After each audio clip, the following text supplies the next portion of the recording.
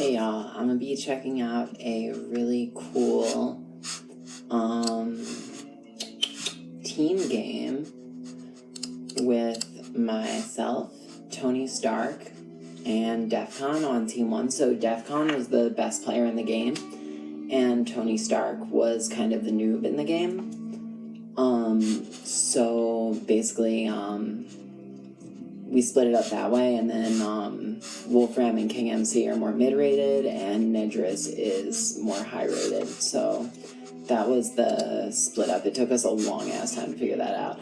I've been playing as the Iberians almost exclusively lately, but I figured for a team game, I wanted to be more on point, because I'm kind of iffy with getting housed as the Iberians, because their houses are so, they only give you 5 pop. So I decided I would be the Kushites, because people in the chat were saying, like before the game, they were saying, like, oh, Zephyr's good, so, like, and factoring that into the balance. So I think DEFCON said that my actual rating was, like, 1390 to 1450 or something, and I was like, oh, like, I hope I can live up to that. So yeah, we decided to play this team game, and I decided to play the Kushites because I'm super familiar with them, and I very rarely get housed, and I know exactly what to do. I have my exact build order, like, completely down pat, whereas with the Iberians, I'm a little iffy still, because I do things just completely different, because it's a totally different civ, so you need kind of a completely different build order. So I got my farmstead down, I'm getting the berry upgrade, I built my first house. The Kushite buildings are so much larger than the Iberian buildings, it's actually crazy. So, DEFCON is, I'm on the flank, which I was definitely worried about because I have more of a boom strategy as opposed to, like, an early military strategy. I make a lot of women at the beginning, but I am trying to change that a little bit. I'm trying to focus more on cav in the beginning and start building soldiers earlier on. And I noticed that I've been needing to prioritize wood more, like, earlier in the game to get those soldiers earlier on. Because when you're just building women, all you need the wood for is houses, wood cutting upgrade, farming upgrade, farms, and storehouses.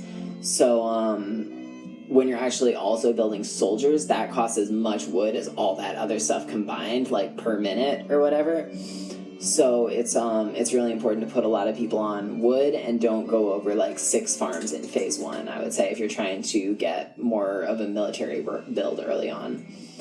But yeah, so DEFCON is hunting, so he's got his cav strategy going, and he's got 5 women on a single farm. I would put these on berries, because you don't, like, that's going to be more efficient. Like, he doesn't have the farming upgrade yet, and he just now is getting the wicker baskets upgrade. I would have gotten that a little bit earlier, but I guess maybe he, in order to build these cav, he kind of made a sacrifice. But, yeah, I'm higher than everyone in terms of population right now, which is awesome. I'm at 40, but I don't have any cav. They both have, tonystark has 8 cav and DEFCON has 5, so that explains the population discrepancy.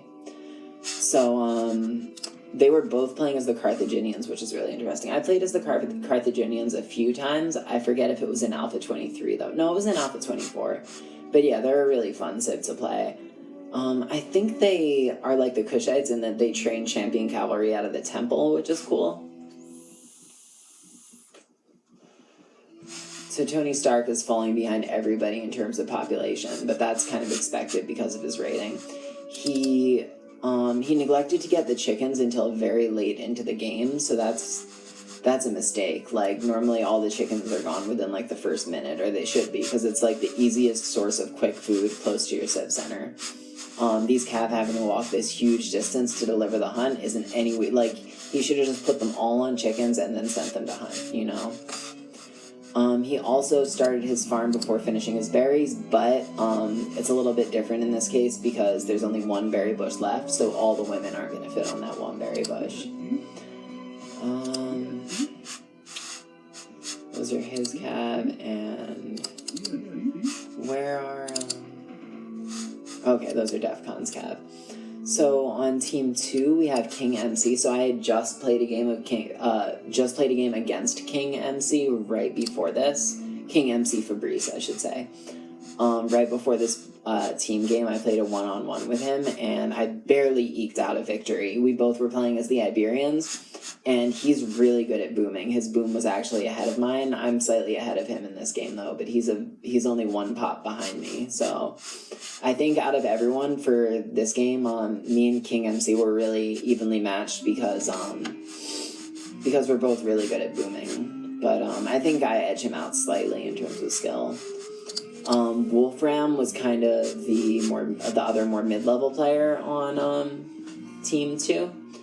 And he's playing as the Iberians, which it sucks. They got Iberians not on the flank. Iberians are really useful on the flank because they can deflect attacks really easily with the walls. And they're crazy defense towers. But yeah, this is good. He's keeping the houses close to the women on this wood line outside of the wall, so if they get raided, they can easily run into the houses. Or the towers, actually. So Iberians are a little different with that. And we have Nedris in the northwest. He's the top-rated player on their team, and he's doing really well. He is, the population-wise, it's interesting. It seems like everyone on both teams was like a really good player. We're all neck and neck in terms of population, but tonystark kind of like dragged our team down a little bit. So I don't know how I would have balanced this. It almost would have been good if it was like a 4 versus 2, or honestly I wanted this game to be a 2v2, but yeah, tonystark really wanted to play, so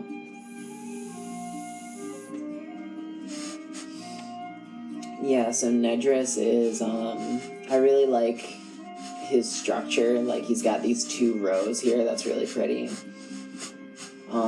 These houses are protecting the women. He's got a storehouse right here. He doesn't have the first wood cutting upgrade yet. It looks like I do have the first wood cutting upgrade. Let's go to eco upgrades for this point in the game. Yeah, the only person who doesn't have any eco upgrades is Nedris, which is very interesting. I don't really understand that strategy. He is a very highly rated player, though. So I'm assuming he knows what he's doing, but he definitely... Yeah, I guess he's been utilizing his wood, like, right down to the... You know what it is, though? Honestly, I would say he has way too many people on farms. He has, I think about 43 women on farms at this point. Or 37 women on 8 farms. I would say that's a little bit too many for before you go to phase 2. And I would say that's why he's been short of wood this whole time and hasn't been able to get his farming upgrade or his wood cutting upgrade. He could probably grab it right now if he was paying attention, but yeah, so I'm trying to diversify my wood lines a little bit.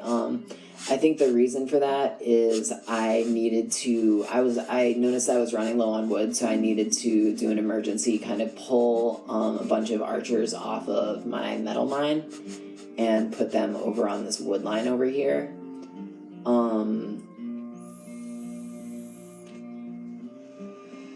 Yeah, because I really wanted to snag that second wood. I think I noticed I didn't have enough wood to build a...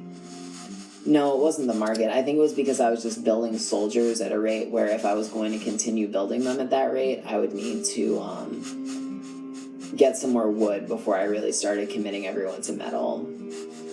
So, okay, that's good. I'm not housed. I started building a house kind of like early on now that I'm building out of both the barracks and the civic center. And I have reached phase 2. So is tonystark, actually, but his population's only on 40, so that's really low. That's less than half of everybody else except for Wolfrahm. He must have lost his cab. Yeah, there was a fight at some point, and he lost 7 cab. I don't know if he attempted a rush.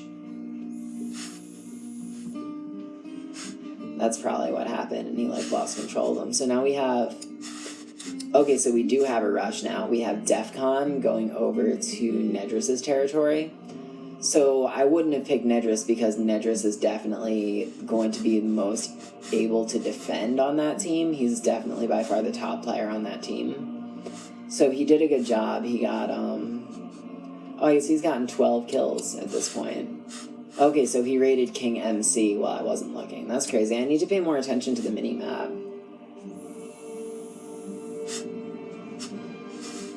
And it looks like now he's... Yeah, he was hiding out in the trees and he attacked Wolfram's cat. That was a cool move. But Wolfram is way too well defended, and he noticed that almost immediately. But he's sniping one of King-MC's cav. Yeah, he's really good when it comes to raids. Oh, and now he has another group of cav coming to join up. That's crazy. I had no idea he had done all that raiding in this game. That's really awesome. And he's keeping up really well with population. He's only 10 below me. Yeah, he noticed that King-MC was... Well, he caused so much idle time for King-MC. He is now... This is smart. He's building a storehouse right here, so he's not sending them all the way back to whatever woodline they were on previous. But, yeah, he definitely caused some idle time getting those soldiers to chase his cav down. So it looks like I was floating some food, and I bartered it for 323 wood. Probably so I could get the second wood cutting upgrade, which, yeah. I usually, if I notice I'm floating like 1,000 food and I only have like 100 to 300 wood in phase 2, I'll immediately barter out the food, because if you're floating a resource, like if you're floating if you're floating food, you probably have the infrastructure in place where you can get that food back really quickly. So I'll barter all 1,000 of my food, get it right down to almost 0, because I know that's going to build right back up. And then I'll utilize that surplus of wood to grab the wood cutting upgrade to get my wood faculties kind of up to speed to where my food collecting abilities are. So that way it kind of evens everything out when you do that.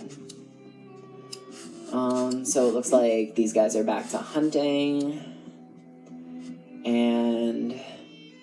Oh, did they see his cav? Are they chasing it? Here's another one coming. Yeah, he's doing a... Oh, okay, no, this is Tony Stark. Okay, sorry. Speaking of which, Tony Stark is... What's he doing? He's just now building this farmstead by the second bit of berries, but it is phase 2, so that's good. He only has 3 farms, so that's a huge problem. That's been keeping his food production down really low, and therefore he hasn't been able to build many soldiers. He does have a pretty good balance of food and wood, I was about to say, but no, I'm wrong. He only has like 4 people on wood, I think. I'm sorry about that, guys. Yeah, I think 1, 2, 3, 4, 5, 6. Yeah, he only has 8 people on wood. These guys are walking really far. It's kind of a mess. 9 people on wood. I would have, instead of putting all these women on, well, I would have took these women, put them on a wood line while these women gather the berries, because now he's going to probably be floating food. Yep, he's floating food because he's getting all this food, but he doesn't really have anyone on wood. And at this point, he shouldn't have anyone on mines with his population at that level, because... Okay, so I'm sending a skirmisher out to scout because I neglected to scout with my cav earlier, it looks like. Or I think I sent one out, but he got killed pretty quickly. I think I sent him into Blue's territory by mistake. So this is really smart. Blue has a tower on the border here. It's only a sentry tower, though. It's not one of the big stone towers, so it would be, even fully garrisoned, it would be pretty easy to take over. So now I'm diversifying my mines. So I already had soldiers set out to go to metal and then go to stone when the metal fills up. So I took all the ones on stone and metal and I put them on these 2. These are so conveniently placed, this stone and metal mine, so that the new ones coming out, so that these mines were opened up for the new soldiers who are coming out. And I also diversified a little bit more. I have 4 on this metal mine. If you have access to a lot of metal and stone mines, it's good to split people up as much as possible between them, because that way that one mine will last you a lot longer. Each individual mine will last you a lot longer. So I decided to forego an expansion for this game, and just because I think on team games, like, expansions aren't always, like, super necessary, especially, like, kind of early in the game. So, and you save so many resources by not expanding. So yeah, I didn't realize how cool this looked until watching this replay. This is really awesome. I don't think I've ever had my base look this dope. It's really cool having like everything compact into your base in like a team game or in a game in general instead of like expanding out, because like it tends to get sloppy when it's expanded out, you know, both visually and like it's hard to, you know, get people from one area to the other. If you get attacked, you have more area that you have to defend that way, you know. So it looks like I'm about to be the first person to hit 200 pop as soon as I train 10. Okay, so I decided to use my last 10 pop to actually train 10 more women from the Civic Center so I could have 10 farms supplying me till the end of the game. So that would be about 60 women on 10 farms, or 50 women on 10 farms. So I have my remaining couple of women just cutting at this wood line. And I have been trying to keep up with my wood upgrades. I don't have the third one quite yet, but if you keep up with your wood upgrades, by the end, like towards the time when you're fighting, you can just have like 15 to 20 people on wood, especially if you build up a little bit of a surplus of wood before you go into a big fight. Then you can just leave like 20 people steadily gathering wood, and that'll be enough for you to like continually reinforce towards the end game.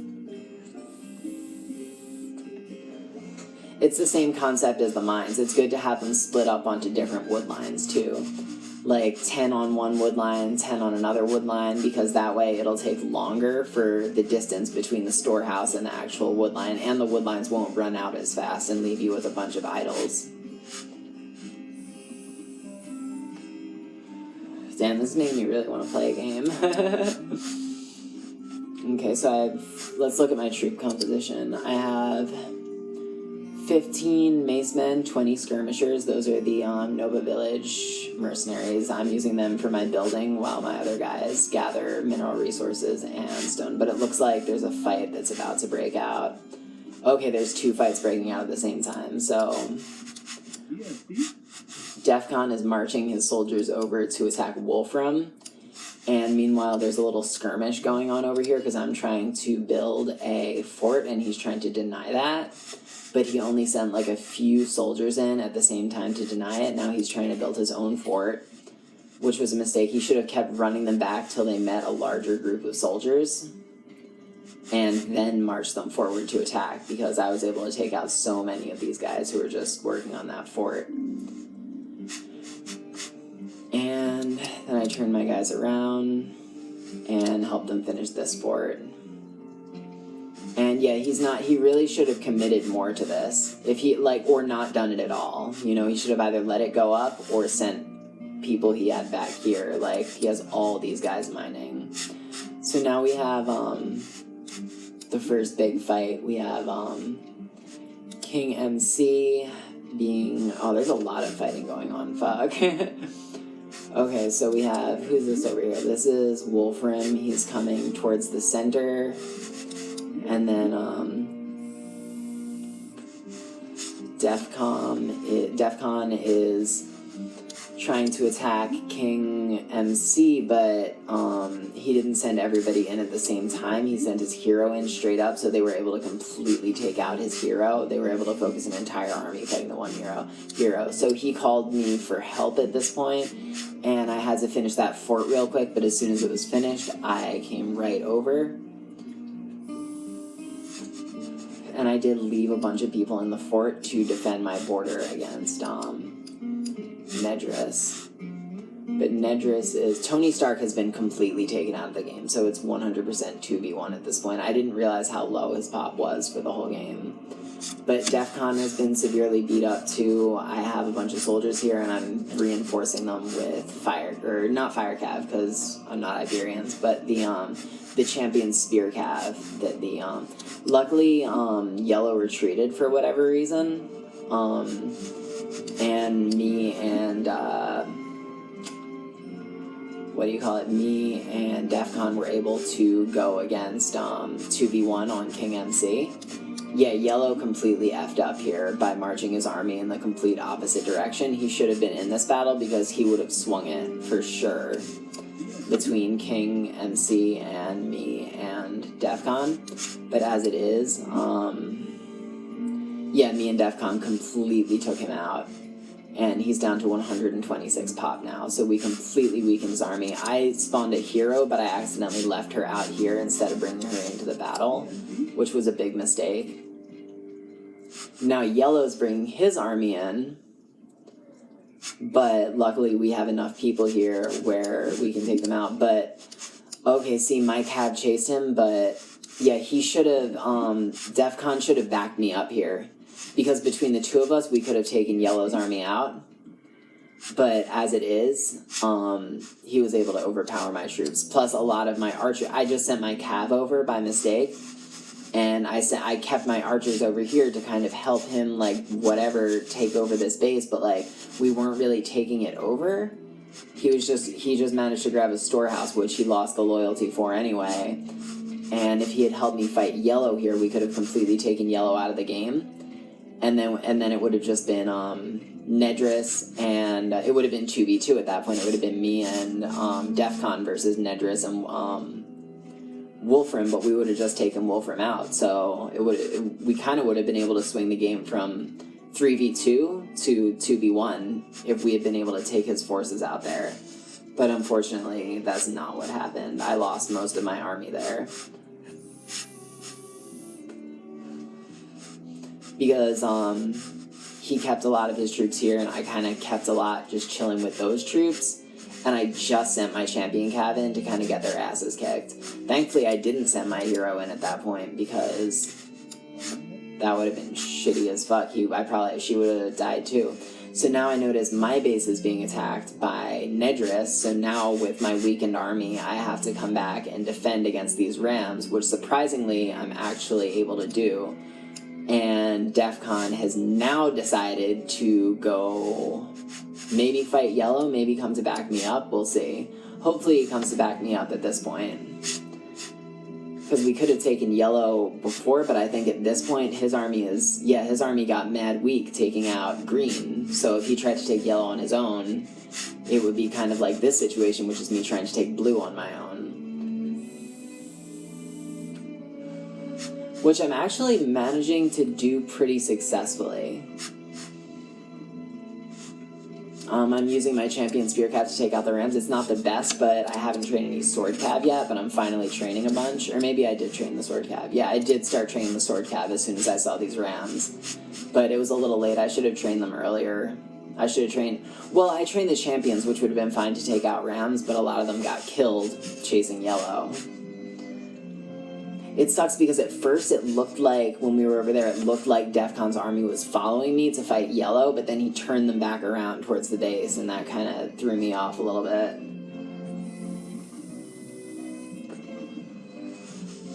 So crazily, he did take out my fort, unfortunately, but he only was able to take, he does end up taking a lot of my stables here with these rams, because I just didn't have, I had to use a lot of those sword cav. I used all my champion cav to fight his soldiers, and a lot of my sword cav had to do that too. So, okay, so now Yellow's joining in the fight with a bunch of his champion cav. So this is bad news for me.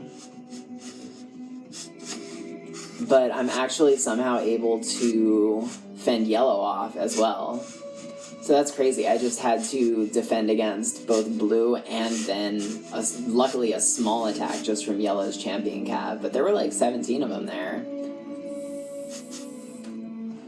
Finally take out this ram. So I still have the majority of my stables. I think I had 6, 7, 8, 9, 10, 11, 12. I think I had like 12 stables actually, and I still have 6 left. So I still have half of them. Resources-wise, I'm not hurting so horribly because, like I said, I kind of diversified. I have a couple people on a metal mine over here. Realistically, half of them should have been on this metal mine too, but this one's about to... But, okay, so actually this one was pretty much out anyway, so I have 7 people on this metal mine, and I have 5 people on this metal mine, which is, like, really good for late game, especially if you have at least the second metal mining upgrade, which I do. And I have 6 women on wood over here, and then I have... Okay, so I should have built another storehouse and concentrated them, but I have 7 women there, 6 plus 7, that's 13, plus 4 over here. So I have 17 women all diversified onto different wood lines, so... And I have the 3rd wood upgrade, I think. So, Yes, I do. So I'm able to collect wood and metal at a good enough rate that I was able to kind of make up for my troop losses from those battles, and not so much with Champion Cav, but I was able to train a few Champion Cav and a few Sword Cav. But now Yellow's coming back just as I attacked Blue. And Blue is also hitting me with a ram, but I'm taking care of that with Sword Cav. But Yellow has now sent his full army to attack me. Or at least the majority of it. And Defcon is, I guess he's still trying to boom. I don't know quite what he was doing, yeah. He messaged me and he was like, hey, can you handle him? And I was like, yeah, I can handle Blue. But then Yellow showed up right after that, and I said, oh, but now Yellow is here. And Yellow was able to pretty much completely wipe me out. I mean, I'm still training Cav at, like, a pretty fast rate, surprisingly. I'm, definitely staying ahead of the game. Yellow definitely has the most kills out of everyone, though. That was, like, I think my biggest mistake of this game was when I sent only my Cav to fight Yellow's army, because if I had sent my Cav with my swordsmen and my archers who were there as well, I think it was mostly archers. If I had sent the spear Cav with the archers, I think I could have taken his army out, because Defcon did most of the work taking green down earlier, before I showed up to help finish them off, but then he didn't help me out with that battle with Yellow. So, and I only sent my Cav in instead of the Cav and the archers. So that was like the turning point, basically. Then I went back to my base and I defended it against Blue, and then I defended it against Yellow, but then then I attacked Blue again, and then Yellow showed up again, and I was basically fighting both of them. Thankfully, I wasn't fighting Green as well. But Green was just recuperating because fucking Defcon sent him back to the Dark Ages toward the beginning. But I feel like Defcon definitely could have helped me out a little bit more. Like either when I was being attacked or when I first tried to attack Yellow. Honestly, because I had to fight both of them off completely by myself for so fucking long. I don't know if he was pissed that, like, I took too long sending my people to the first battle, but I was fighting Blue off. I was trying to build my fort here, and Blue was, like, giving me a hard time about it, so I had to, like, fight him so that he didn't completely fucking wreck my shit, finish my fort, and then I immediately came over, so yeah, I don't know if it was like, oh, well, you can handle yourself now since you took so long to help me out, but it might not have been. It might have just been like he thought I could handle it, but I definitely could not. So Red resigned at that point. I didn't realize that Red literally didn't contribute to this game at all at the time, so Red resigning was like a big, like, you know, it was like a morale, kind of like, damn, well, Red's resigning now. But I didn't realize that it was kind of like 3v2 the entire time anyway, so.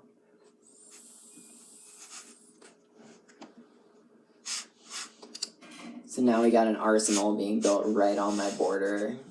And here comes Yellow, who got done attacking Red, and I guess he hit Defcon too. I missed that. It's hard to, like, I really need to learn to keep my eye more on the minimap, because I miss so many of these battles.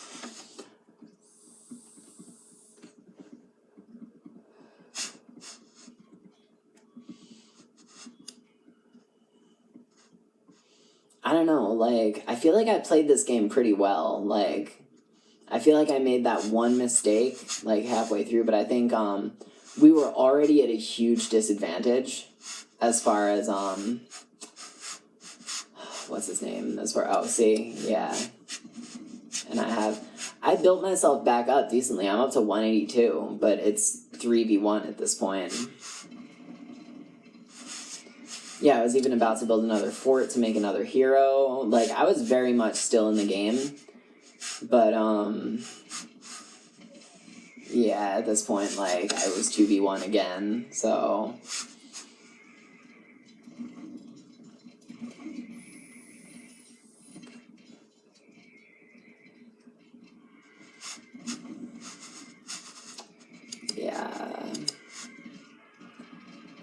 resign very soon.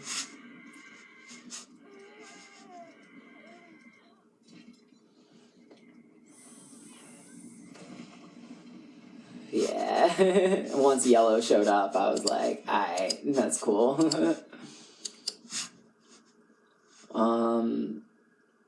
Yeah, I had the second highest score in the game. Wolfrahm had the highest score, but he had the benefit of, like, nobody attacked him at any point. I only attacked him that one point with my spear cav, my champion cav or whatever, but because I didn't bring my archers and because DEFCON didn't jump in, I lost my champion cav, like my first big wave of champion cav, and then, yeah, they basically, Nedris attacked my base at that point, so I had to defend, and then Wolfrahm kind of attacked with him. So, yeah, it was, but yeah, I definitely had, like, when you add everything up, my eco was definitely better than pretty much everyone, and my military was better than pretty much everyone, other than right at the end there, Wolfrahm, but that just represents Wolfrahm getting all those fucking kills, that's all that is. So, like, yeah, I pretty much killed it in this game, except for a couple small mistakes, and, I feel like my teammate did, DEFCON did well. He had a pretty decent boom, and he did a lot of raiding at the beginning, which was kudos to him. But I feel like he definitely could have done more to get involved in the mid to late game. Yeah, shout out to everybody who I played against. They're all really good players. tonystark, obviously, shouldn't have been in this game because he wasn't at the same level as the other players. But yeah, he definitely should play, games with, like, people more similar to his rating and get his skills up and stuff. And then I'd love to play a game with him again. And shout out Tom0AD, shout out 0AD Newbie Rush, Jim, shout out Kate0AD, shout out Leopard0AD. Go follow all their channels. And yeah, I'll see you guys later.